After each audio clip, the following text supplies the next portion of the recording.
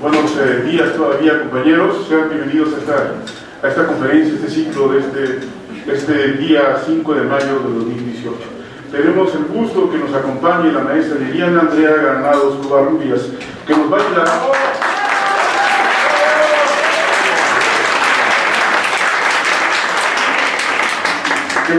a impartir la conferencia Los Derechos Humanos en la Constitución Política de los Estados Unidos Mexicanos. Reflexionando sobre las diferentes reformas que ha tenido nuestra Constitución Política de los Estados Unidos Mexicanos, es necesario darnos a la tarea de indagar por qué es hasta la reforma constitucional de 2011 que se reconocen los derechos humanos en el entorno constitucional mexicano. Recordamos que las constituciones son los máximos ordenamientos jurídicos de los estados y como norma suprema igualan la vida de todos los ciudadanos. Una mirada al contenido de los textos constitucionales de México a lo largo de su historia nos ayudará a comprender con mayor claridad la vigencia y efectividad de estos derechos hasta nuestros días, ya que uno de los objetivos principales de la Constitución es justamente la defensa y la protección de los derechos humanos. Los derechos humanos son las arterias que alimentan la relación entre los ciudadanos y el Estado, entre el derecho constitucional y la Constitución, entre el poder constituyente y el poder constituido. Pero sobre todo, el cabal cumplimiento, respeto y aplicación de los mismos es determinante para el fortalecimiento del sistema jurídico mexicano, para la democracia, el Estado de Derecho, la paz universal, ya que los vivimos a diario, como lo veremos pues en la ponencia que nos va a impartir la maestra Granados Covarrubias. Permítame leer una síntesis curricular de la maestra Granados Covarrubias. Es licenciada en Relaciones Internacionales por nuestra universidad, estudió la maestría en Estudios México-Estados Unidos por la Universidad Nacional Autónoma de México, cuenta con la especialidad en Derechos Humanos por la Universidad Castilla-La Mancha y la Comisión Nacional de Derechos Humanos. Ha cursado diferentes diplomados en instituciones públicas y privadas también del país y en el extranjero, en Relaciones Internacionales, Administración Pública y también en materia electoral. Actualmente se encuentra cursando el máster en Derecho Constitucional por la Universidad Castilla-La Mancha de España. Tiene una larga trayectoria en el servicio público, también en el Poder Judicial, en la parte electoral, y actualmente lo más importante para nosotros es docente de la asignatura de Derechos Humanos en nuestra división de estudios de posgrado, división de estudios del Sistema Universidad Abierta. Sin más preámbulos, los dejo con la maestra Granados Covarrubias. Maestra, muchas gracias.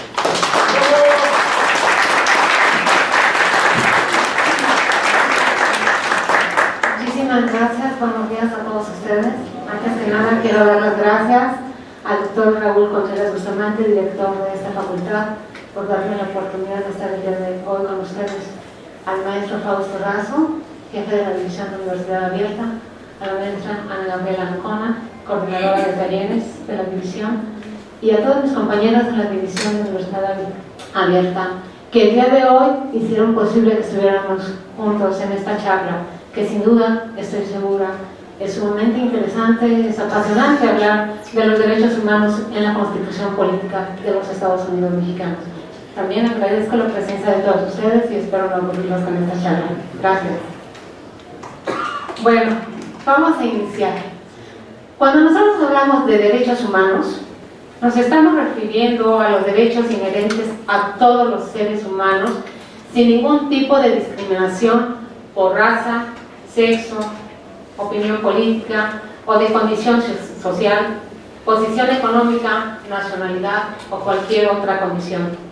Los derechos humanos son universales, interrelacionados, interdependientes e indivisibles y están basados en la dignidad humana. La dignidad humana es la condición que tienen las personas de ser valoradas y respetadas como ser social e individual.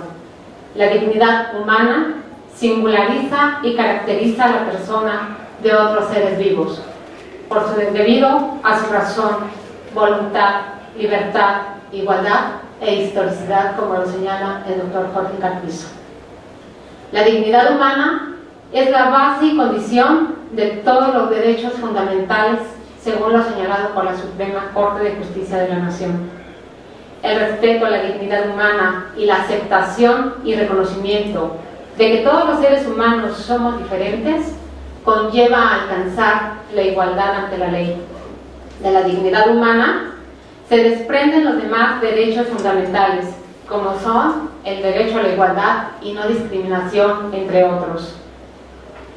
La igualdad y la no discriminación están reconocidos en la Constitución Política de los Estados Unidos Mexicanos y en diferentes instrumentos internacionales en materia de derechos humanos de los que México forma parte. Para poder entender por qué los derechos humanos están reconocidos en la Constitución Política de los Estados Unidos Mexicanos, debemos primero saber qué son los derechos humanos y cómo surgen, y posteriormente analizar qué es el derecho constitucional, qué es la Constitución, qué es el constitucionalismo, qué es el poder constituyente. Conocer y analizar el concepto de Constitución en sentido formal y material nos ayudará a comprender con mayor claridad por qué los derechos humanos se encuentran positivizados en un texto constitucional a partir del análisis histórico de las diferentes constituciones mexicanas. Recordemos que la Constitución y los derechos humanos son un tema que van de la mano, y para los estudiosos del derecho su análisis reviste importancia, ya que los fundamentos de los derechos humanos se basan en la libertad, la igualdad y la justicia, y estos no deben quedar en el aire, sino que deben estar latentes en nuestros corazones para permanecer vivos por siempre. Ahora, yo les pregunto a ustedes, ¿qué son los derechos humanos? ¿Alguien me puede decir, por favor? Vamos, no tengan miedo. ¿Qué son los derechos humanos? Son los derechos que tenemos por el simple hecho de constituir. Exacto, son los derechos que tenemos por el simple hecho de estar vivos. ¿Alguien más me puede decir qué son los derechos humanos? Vamos, ¿alguien más me puede decir qué son los derechos humanos? A ver, chicos. Son los derechos inherentes al hombre que no dependen de la raza, de la religión, de la nacionalidad. Exacto. Los derechos humanos son inherentes a todos los seres humanos sin distinción alguna de raza, sexo, nacionalidad, origen étnico, lengua, religión o cualquier otra condición. Esta es la definición que nos da Naciones Unidas. Ustedes lo pueden encontrar en la página de Naciones Unidas. Son el conjunto de prerrogativas sustentadas en la dignidad humana, cuya realización efectiva resulta indispensable para el desarrollo integral de la persona. Este conjunto de prerrogativas se encuentra establecido dentro del orden jurídico nacional, en nuestra Constitución Política, en tratados internacionales y en las leyes. Esta es la definición que nos da la Comisión Nacional de Derechos Humanos. Los derechos humanos son los derechos primarios de las personas y conciernen indistintamente a todos los seres humanos. Es la definición que nos da Luigi Ferrajoli. Los derechos humanos se refieren a la protección de los intereses más vitales de la persona, con independencia de sus circunstancias o características personales. Los derechos humanos permiten a todos los individuos llevar a cabo el plan de vida que ellos deseen. De allí deriva el carácter universal de los derechos, debido a que son compartidos, o deberían de serlo por toda la humanidad. Y esta definición nos la da el doctor Miguel Carbonell. Los derechos humanos son el conjunto de atribuciones reconocidas por instrumentos jurídicos para hacer efectiva la idea de dignidad de las personas. La dignidad es lo que caracteriza a la persona de otros seres vivos debido a su razón, voluntad, libertad, igualdad e historicidad. La dignidad humana es el fundamento del derecho internacional de los derechos humanos, y esto lo señala el doctor Jorge Carpizo. Respecto al concepto de derechos humanos, podemos afirmar que hasta la fecha no existe una clara definición de lo que son los derechos humanos. Para los estudiosos de la materia, existen varias interpretaciones y posiciones que van desde aquellos que dicen que los derechos humanos son derechos naturales porque nacimos con ellos, otros más refieren que son garantías, otros argumentan que son derechos fundamentales y otros señalan que simplemente son derechos. Hay quienes dicen que se definen como acciones humanas. En estas acciones humanas encontramos aquellas acciones de rechazo y de indignación frente a los abusos de poder. No obstante lo anterior, las aportaciones a los estudios de los derechos humanos desde distintos ámbitos enriquecen nuestro conocimiento jurídico con el propósito de poder hacer una correcta de los derechos humanos cuando estos han sido violados, no solo al interior de nuestro país, sino más allá de nuestras fronteras. La garantía es el medio para cumplir una obligación. La garantía constitucional es el medio que se utiliza para reparar las violaciones que se hayan producido a los principios, valores o disposiciones fundamentales. Por lo tanto, no se pueden confundir derechos con garantías. El origen de la Constitución está vinculado al Estado de Derecho, primero al Estado liberal de derecho y más adelante con el Estado social democrático de derecho.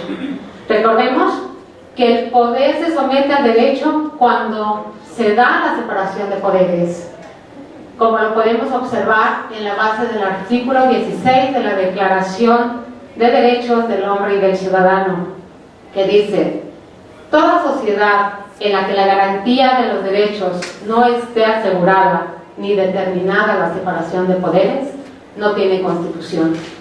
Iniciemos ahora por definir qué es el derecho constitucional. Al hablar de derecho constitucional, nos referimos al conjunto de doctrina, principios, postulados debidamente coordinados que tienen como fin regular las relaciones entre el Estado y los particulares, es decir, es el ordenamiento jurídico que se ocupa de regular la organización del Estado. De ahí que el derecho constitucional va a regular las relaciones que se forman entre los órganos que constituyen el Estado y las relaciones de estos órganos con los individuos que constituyen la comunidad. El doctor Eduardo Ferrer MacGregor dice: podemos definir al derecho constitucional en sentido estricto como la disciplina que estudia las normas que configuran la forma y sistema de gobierno, la creación, organización y atribución de competencia de los órganos de gobierno y garantizar al individuo un mínimo de seguridad jurídica. De ahí que podemos decir que el derecho constitucional es un conjunto de normas de índole universal, un conjunto ordenado y clasificado, cuyo principal objetivo es la consecución de fines determinados, fines que no pueden ser otros, sino la realización de la convivencia humana. Es decir, el principal objetivo del derecho constitucional es garantizar los derechos fundamentales de los individuos. Felipe Tena Ramírez considera que el derecho constitucional es la doctrina individual y específica de determinado régimen de Estado, adscribiendo a nuestra disciplina un contenido y una fuente destacadamente históricos. Desde el punto de vista jurídico formal, la Constitución es el máximo ordenamiento jurídico de un Estado, es decir, es la norma suprema. La Constitución es un conjunto de normas de carácter positivo que regulan la vida de los ciudadanos, de las personas, de un pueblo determinado. Al ser el máximo ordenamiento jurídico, va a limitar al poder. Desde el punto de vista formal y de acuerdo con lo señalado por uno de los teóricos del derecho y de la Constitución, como es Hans Kelsen, la Constitución es la norma de normas, porque en ella se establece la estructura del Estado y justifica jurídicamente su actuación, y es la cúspide de todo el entramado normativo que justifica la creación de normas secundarias al texto constitucional. Desde el punto de vista material, el concepto de constitución va más acorde con las realidades políticas existentes en una sociedad. Carl Smith decía: la Constitución, para ser real y efectiva, debe considerar a todos los factores reales de poder existentes en una sociedad determinada. Solo de esa forma puede existir, y en caso de que falte alguno de esos factores reales de poder, la Constitución será una simple hoja de papel, como le señala Lasalle. Para Jelinek, la Constitución de los Estados abarca los principios jurídicos que designan los órganos supremos del Estado, los modos de su creación, sus relaciones mutuas, fijan el círculo de su acción y, por último, la situación de cada uno de ellos respecto del poder del Estado. En sentido estricto, el concepto garantista significaría que solo existe constitución cuando el Estado tiene un sistema político basado en la división de poderes, el principio democrático y el respeto de los derechos fundamentales. La Constitución es el conjunto de normas que va a regular la organización del Estado. Por su parte, el doctor Elisur Arteaga Nava dice: la Constitución es un complejo normativo. Es un conjunto de normas dispuestas sistemáticamente con el propósito de organizar, en nuestro caso, al Estado mexicano. Dichas normas son de jerarquía superior, permanente, escritas, generales y reformables. Esta definición la vamos a encontrar en el tesauro jurídico de la Suprema Corte de Justicia de la Nación. Una constitución es un texto jurídico que crea un sistema jurídico orientado a la protección de los derechos básicos de las personas, según la definición que nos da el doctor Ricardo Sepúlveda. Finalmente, el sistema constitucional va a velar por la protección de los derechos humanos. Recordemos que los derechos humanos son mucho más que votar y ser votado, son mucho más que clamar justicia. Es ejercer la justicia conforme a la ley y el derecho. El constitucionalismo abarca el derecho constitucional a la Constitución, representa a todos los aspectos, es decir, el constitucionalismo se refiere a toda actividad de carácter filosófico, científico o técnico que tiene como principal objetivo estudiar el conocimiento. Este carácter filosófico es fundamental para que exista constitucionalismo, porque se funda en leyes. La Constitución es la norma suprema porque es obra del poder constituyente y es una manifestación del poder soberano, es decir, de un poder originario que recae en el pueblo. Sin poder constituyente, la Constitución simplemente no existe. Sieyès decía: el poder constituyente es un poder originario y único. Más allá de este no hay nada. Es un poder en el que no existen límites, ni en sentido formal ni en sentido material. El poder constituyente tiene que ser un poder legítimo, y la titularidad del poder constituyente es lo que va a caracterizar la legitimidad del mismo. De ahí la importancia de soberanía nacional. El titular del poder constituyente es el pueblo, por el pueblo y para el pueblo. De acuerdo con la definición que nos da la Suprema Corte de Justicia de la Nación, el poder constituyente es el instrumento a través del cual la nación decide organizarse políticamente y ordenarse jurídicamente, reclamando para sí misma la posición de centro de poder originario, autónomo e incondicionado. Después de la independencia de México, nace la primera República Mexicana con la Constitución Federal de los Estados Unidos Mexicanos de 1824, que establece en su artículo primero que la nación mexicana es para siempre libre e independiente del gobierno español y de cualquier otra potencia. La Segunda República nace con la Constitución de 1857, en donde se da la separación de la Iglesia con el Estado a través de las leyes de reforma, y la Tercera República nace con la Constitución de 1919, producto de la Revolución Mexicana, donde aparecen las garantías sociales como el artículo 3 constitucional sobre la educación laica, el artículo 27 defendiendo a los campesinos de México y el artículo 123 defendiendo los derechos de los obreros. La Constitución de 1857 se caracteriza porque en su redacción participaron tanto liberales puros como moderados, además de que las exigencias del pueblo mexicano quedaron plasmadas en dicha Constitución. Un pueblo sin ley, un pueblo sin un mandato constitucional simplemente no existiría y las libertades conquistadas serían letra muerta.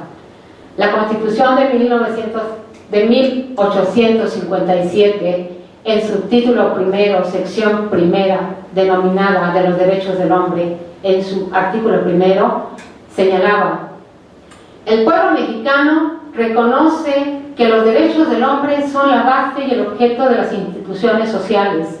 En consecuencia, declara que todas las leyes y todas las autoridades del país deben respetar y sostener las garantías que otorga la presente Constitución. El artículo 2 dice: en la República todos nacen libres. Los esclavos que pisen el territorio nacional recobran por solo ese hecho su libertad y tienen derecho a la protección de las leyes. El artículo 3 decía: la enseñanza es libre. El artículo 9 refería: a nadie se le puede coartar el derecho de asociarse o reunirse pacíficamente con cualquier objeto ilícito, pero solamente los ciudadanos de la República pueden hacerlo para tomar parte en los asuntos políticos del país.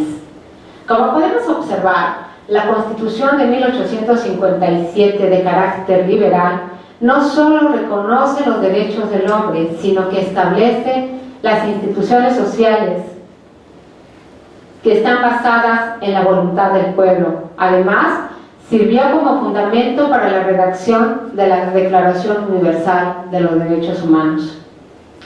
Si bien es cierto que la Constitución de 1857 declara que todas las leyes y todas las autoridades del país deben respetar y sostener las garantías que otorga la Constitución en comento, no obliga y tampoco impone sanciones a aquellos que en su momento no cumplieron con el precepto constitucional, incluidas todas las autoridades. Asimismo, en el artículo 39 se señala que la soberanía residía esencial y originariamente en el pueblo y que todo poder público dimanaba de éste y se instituía para su beneficio. Además, refería que el pueblo tenía en todo tiempo el inalienable derecho de alterar o modificar la forma de su gobierno. Un aspecto que llama la atención de esta Constitución es el que refiere a la división de poderes y de la integración del poder legislativo, ya que el artículo 51 establecía una sola Cámara, la del Congreso de la Unión, eliminando la Cámara de Senadores, que fue restaurada posteriormente en 1874 durante la administración de Sebastián Lerdo de Tejada. Por otra parte, es importante mencionar que esta Constitución establece en su artículo 101 como facultad del Poder Judicial conocer del juicio de amparo por leyes o actos de cualquier autoridad que violen las garantías individuales. De ahí que con el amparo se salvaguardan los derechos de los individuos contenidos en la norma suprema. La Constitución de 1917, redactada por el Congreso Constituyente de Querétaro durante la administración del primer jefe del ejército constitucionalista, encargada del poder ejecutivo de los Estados Unidos mexicanos, don Venustiano Carranza, es el gran tesoro que tiene México. En dicha Constitución se reconocen los derechos sociales. Señala que todos los individuos gozarán de las garantías que otorga la Constitución. Prohíbe la esclavitud. Señala que la enseñanza es libre y laica. Establece derechos civiles y políticos, como el derecho a asociarse o reunirse pacíficamente con cualquier objeto lícito. Corrijo, sí, si no, imagínense, aquí me van a dar cuello. Votar y ser votado para todos los cargos de elección popular. Las personas tienen la libertad de decidir que se dedique a la profesión, industria, comercio o trabajo que le acomode. Ninguna persona está obligada a prestar trabajos personales sin recibir a cambio una justa retribución. La soberanía nacional reside esencial y originariamente en el pueblo. Todo poder público emana del pueblo y se instituye para el beneficio de éste. El pueblo tiene en todo tiempo el inalienable derecho de alterar o modificar la forma de su gobierno. Eso está señalado en el artículo 39. En el artículo 40 se establece que es voluntad del pueblo mexicano constituirse en una república representativa, democrática y federal, compuesta de estados libres y soberanos en todo lo concerniente a su régimen interior, pero reunidos en una federación establecida según los principios de esta ley fundamental. En el artículo 49 habla de la división de poderes en legislativo, ejecutivo y judicial, mientras que el juicio de amparo se establece en el artículo 107 de dicha Constitución. Por otra parte, se instituyen los municipios en el artículo 115. El artículo 123 constitucional determina que el Congreso de la Unión deberá de expedir leyes sobre el trabajo que regule mediante un contrato las actividades realizadas por jornaleros, empleados, domésticos, artesanos, etc., estableciendo una jornada laboral máxima de 8 horas. También señala en su fracción séptima que para trabajo igual debe corresponder salario igual, sin tener en cuenta sexo ni nacionalidad. Se habla del derecho de huelga y del derecho a la seguridad social. La supremacía de la Constitución se refiere en el artículo 133 de la Constitución de 1917. Como podemos observar, los derechos correspondientes a las personas se convirtieron en garantías jurídicas. Se les dio el carácter de prerrogativas creadas, otorgadas, delimitadas y restringidas por el Estado, como lo señala el doctor Ricardo Sepúlveda. El principio pro persona no figuraba en la Constitución de 1917 y es hasta la reforma constitucional de 2011 que se convierte en la piedra angular de los derechos humanos. La reforma constitucional de 2011 marca un hito en la historia del derecho constitucional mexicano, ya que desaparece el término garantías individuales y aparece el de derechos humanos. En 2011, la Constitución reconoce los derechos inherentes al ser humano y si vemos, los derechos han ido en aumento durante las diferentes reformas que ha tenido nuestra Constitución. Por lo tanto, los derechos humanos son progresivos, no se pueden disminuir. Hoy en día, frente a un mundo globalizado, cada día más informado a través del uso de las tecnologías de la información y la comunicación, y sociedades cada vez más demandantes de la transparencia y rendición de cuentas, los derechos humanos aún son desconocidos por varios de nosotros. A pesar de que en 1948 la Asamblea General de las Naciones Unidas, reunidas en París, Francia, proclamaron la Declaración Universal de los Derechos Humanos, con el fin de que los estados firmantes se comprometieran a promover a través de la enseñanza y educación el respeto a estos derechos y libertades para convivir fraternalmente los unos con los otros y alcanzar la paz mundial. Como lo hemos visto a lo largo de esta plática, el no cumplimiento y respeto de los derechos humanos conforme a la ley tiene un doble filo. por una parte, van en aumento y por otra, el no cumplimiento por parte de nosotros conlleva frenar cualquier avance democrático en el país. La democracia no solo significa votar y ser votado, no solo significa que salgas de tu casa el día de las elecciones y que emitas tu voto en la urna. La democracia no solo es una estructura jurídica y un régimen político, sino que debe de entenderse como un sistema de vida fundado en el constante mejoramiento económico, social y cultural del pueblo, como se refiere en la fracción segunda, inciso A, del artículo 3 constitucional. El carácter progresivo de la Constitución lo podemos encontrar en un enunciado en el artículo 1 de nuestra Carta Magna. La letra dice: en los Estados Unidos mexicanos, todas las personas gozarán de los derechos humanos reconocidos en esta Constitución y en los tratados internacionales de los que el Estado mexicano se aparte, así como de las garantías para su protección, cuyo ejercicio no podrá restringirse ni suspenderse, salvo en los casos y bajo las condiciones que esta Constitución establece. Las normas relativas a los derechos humanos se interpretarán de conformidad con esta Constitución y con los tratados internacionales de la materia, favoreciendo en todo tiempo a las personas la protección más amplia. Todas las autoridades en el ámbito de sus competencias tienen la obligación de promover, respetar, proteger y garantizar los derechos humanos de conformidad con los principios de universalidad, interdependencia, indivisibilidad y progresividad. En consecuencia, el Estado deberá prevenir, investigar, sancionar y reparar las violaciones a los derechos humanos en los términos que establezca la ley. De este artículo se desprende que como personas tenemos derechos, pero también tenemos obligaciones. Y de esas obligaciones las tenemos que cumplir conforme a la ley. Tenemos que conocer no solo lo que le refiere nuestra Carta Magna, sino que debemos conocer el contenido de los tratados internacionales que ha asignado México en materia de derechos humanos, para hacer efectiva la defensa de los mismos cuando estos han sido violados.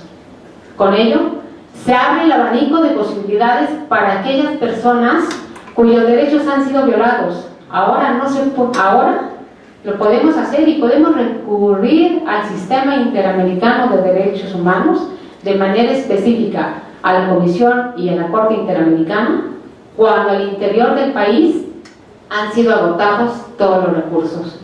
La protección de los derechos humanos no solo está a nivel local, es decir, a nivel país, sino que también podemos recurrir a la protección internacional.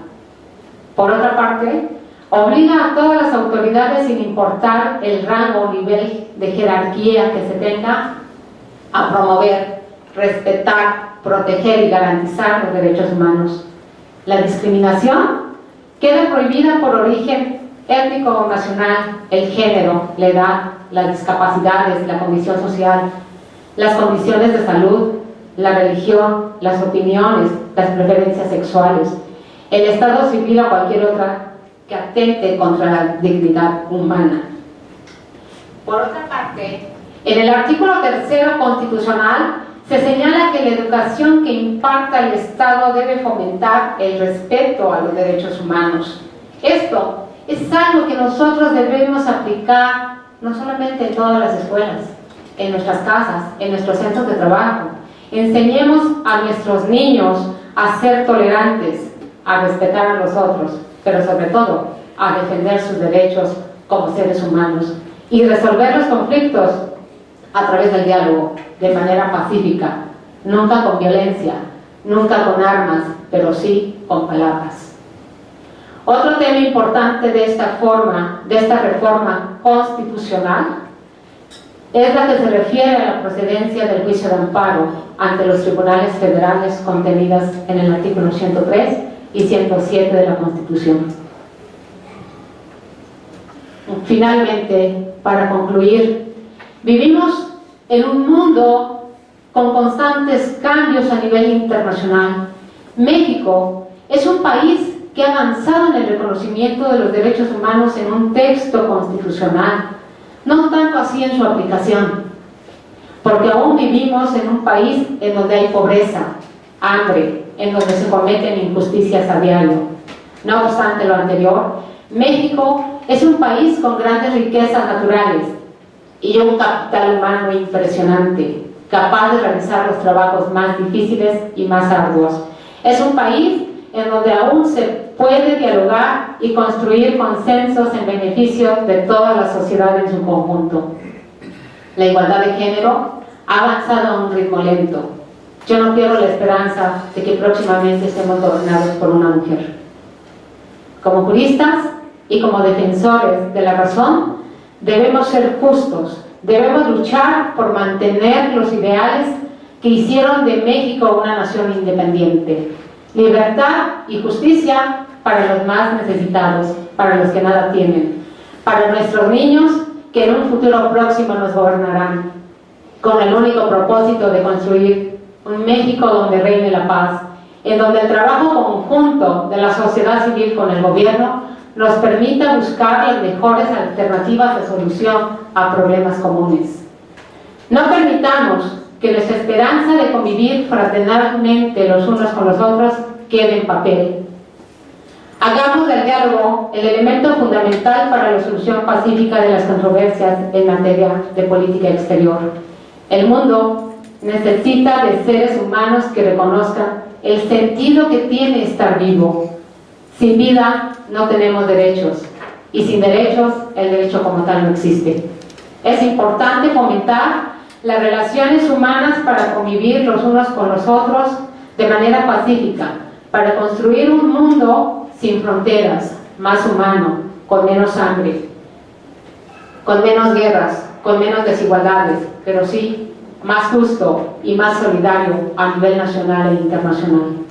Producir no para enriquecerlos o para hacerlos más ricos, sino para abatir los grandes problemas de México, como son el hambre, la desigualdad y la injusticia, y llevar al desarrollo educativo, económico, social, cultural y político de nuestro país. Los derechos humanos solo serán obligatorios en su observancia y cumplimiento si son reconocidos en el texto constitucional.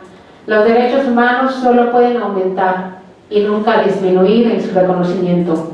Este principio es el principio de progresividad. Por lo tanto, lo alcanzado hasta hoy no podrá derogarse o abrogarse, no podrá ser eliminado. Luchemos por el desarrollo y progreso de México, no por el retroceso. Por mi raza habla el espíritu.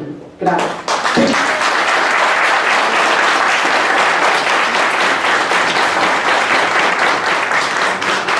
¿Tienen alguna pregunta? Todavía tenemos algunos minutos. ¿Hay alguna pregunta por ahí? ¿No? Más que pregunta, yo creo que sería una aportación en esta parte de los derechos humanos, la exposición que usted nos acaba de dar acerca del constitucionalismo, como esta tarea filosófica que hoy tenemos el día.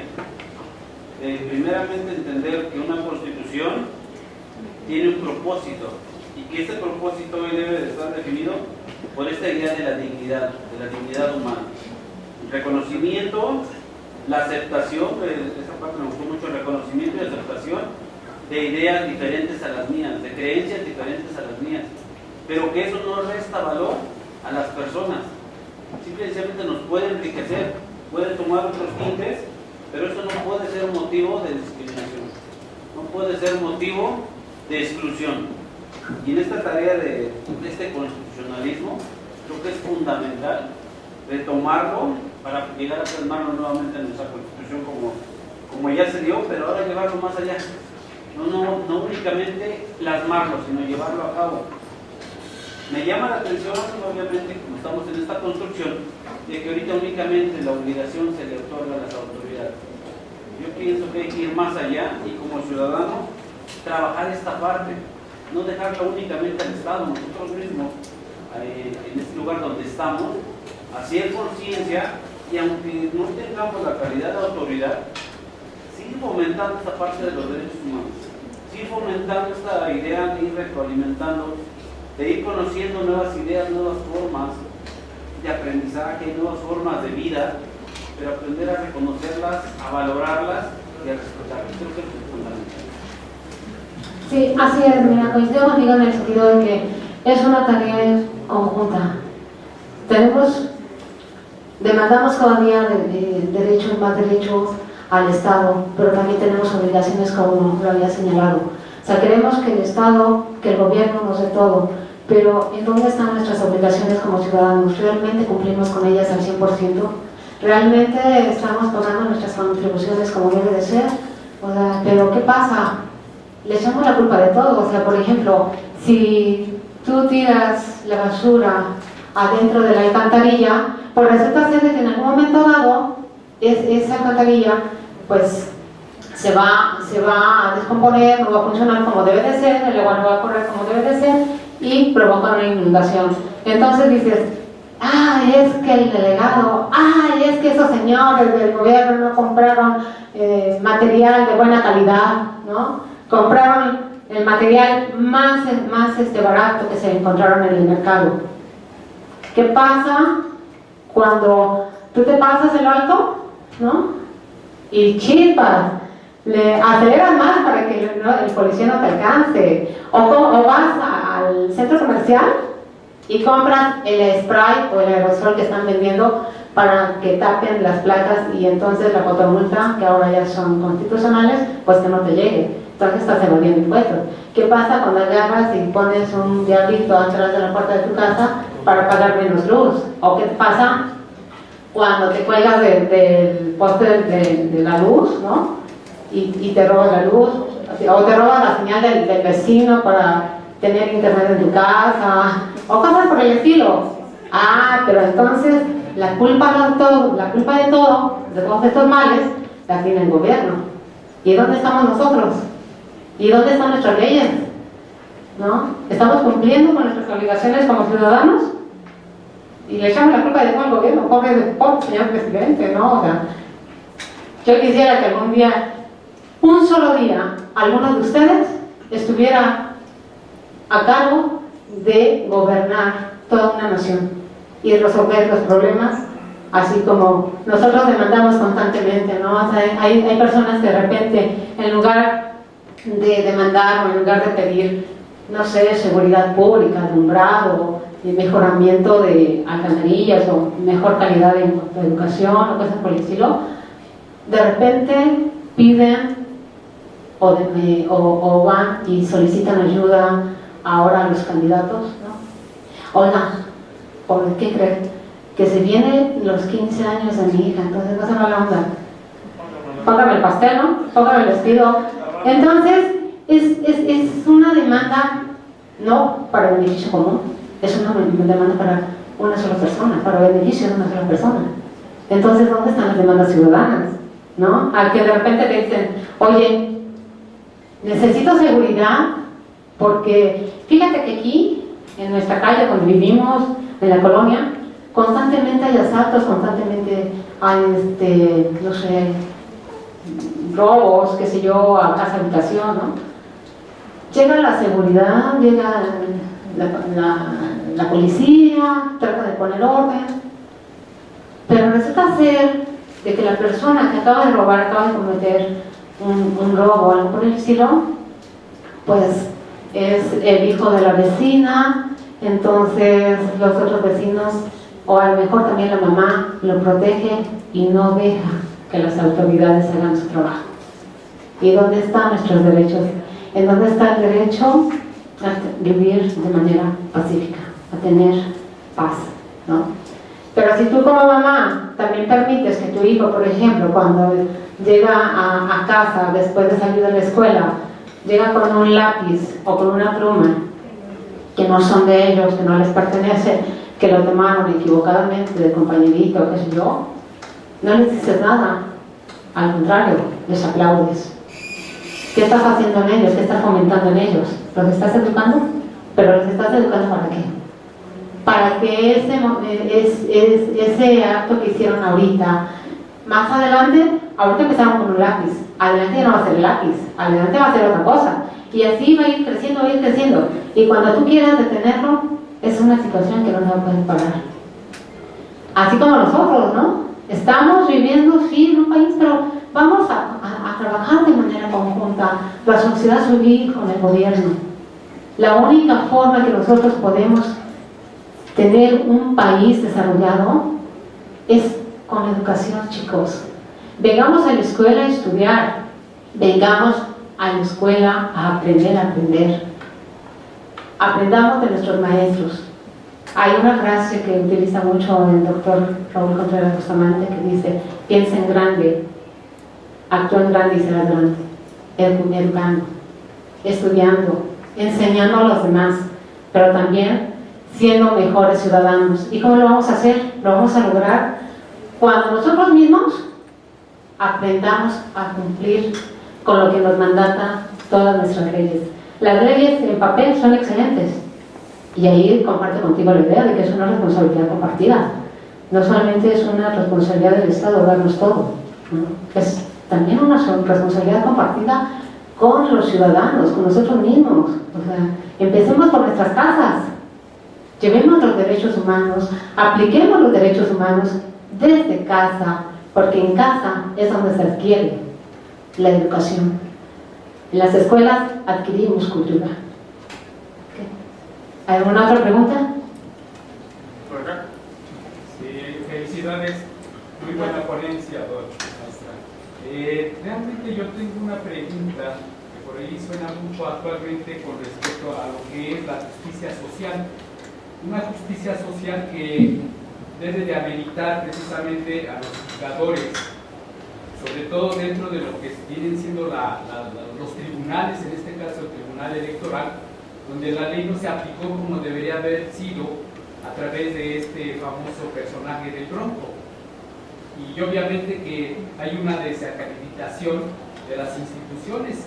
La ley es clara, porque hay un COFIPE que determina esa cuestión política que se genera precisamente dentro de la ley. Si la ley amparada y trabajada con respecto a la política, y la política depende también del derecho, entonces este binomio se pierde. Y aunque nosotros querramos hacer que haya buenos ciudadanos, no se va a poder contener precisamente en lo que es la credibilidad del ser, porque se ha venido denigrando la ley y se ha venido dando ciertas pautas a donde no existe ese grado de lo que queremos los ciudadanos de nuestro país para determinar las condiciones que requerimos. Entonces la incidencia que debe de ejercerse de la justicia social no se ve, y no nada más es a través de lo electoral, sino también a través de los jóvenes que mataron en Jalisco, de los 3 periodistas, haciendo estudios que era precisamente para corroborar esa calidad de ser periodistas. Los chicos de Ayotzinapa, ¿sí? ¿Qué es lo que ha pasado a través de todo esto cuando el Estado, como yo lo he preguntado, es un Estado fallido, porque no ha determinado las condiciones que dice la soberanía del pueblo, las condiciones que debe de regir el Estado, no se ven a través de la ley? No son las leyes, son las personas, son funcionarios, son gente que está detrás de todo esto por intereses propios políticos de poder, pero no se ve así a ciencia cierta. Entonces yo me he cuestionado a dónde está la justicia social, cuando debemos ser realistas. Nos preparamos aquí en la Facultad de Derecho, de la Facultad de Políticas, a determinar las condiciones de una nueva vida para crear un bien común, y no se da. Entonces, ¿dónde está esa justicia social? Es la cuestión que me cuestiona. Gracias. Ok, gracias. Antes que nada, la justicia es la aplicación de la justicia, la aplicación correcta de las leyes. No tiene colores partidistas, no debe tener colores partidistas, no debe tener nombre ni apellido. La aplicación de la ley es para todos, la ley es igual para todos. Entonces, ¿a quién corresponde aplicar la ley como debe de ser?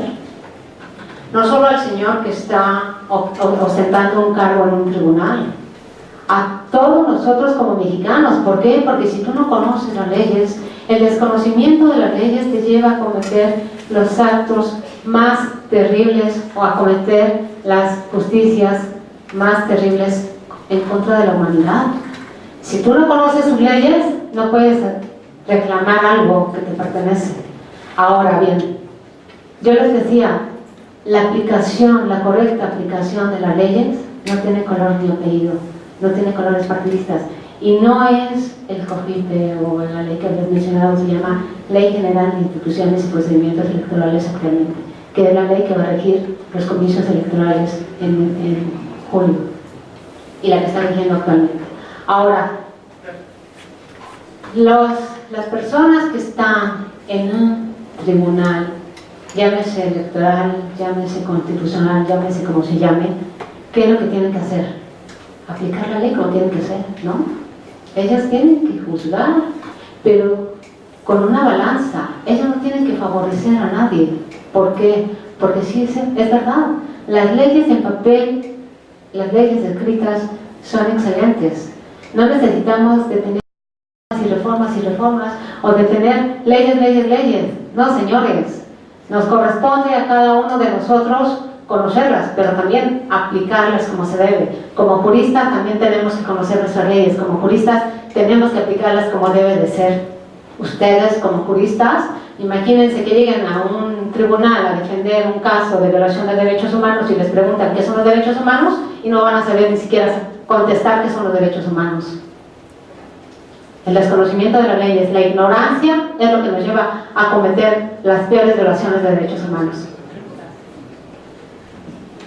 Bueno, maestra Ganosa Tlaco, bueno, agradecemos sinceramente el que esta conferencia, vamos a pararnos de pie, maestra, vamos a entregarle un reconocimiento a la maestra Ganosa Tlaco, desde luego, a nombre de nuestro señor director, el doctor Raúl Bustamante, de su jefe de edición, el maestro Fausto Lazo, agradecemos esta conferencia que nos ha impartido la maestra Granados Covarrubias.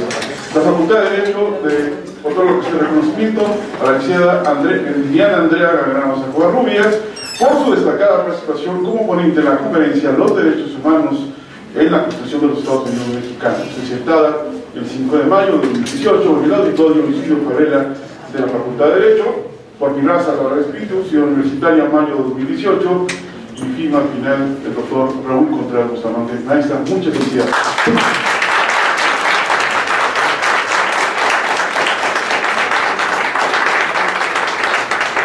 A continuación sigue la conferencia relacionada con los visuales en materia familiar con el maestro Carlos Morona. Los invitamos a todos a que se queden en la conferencia.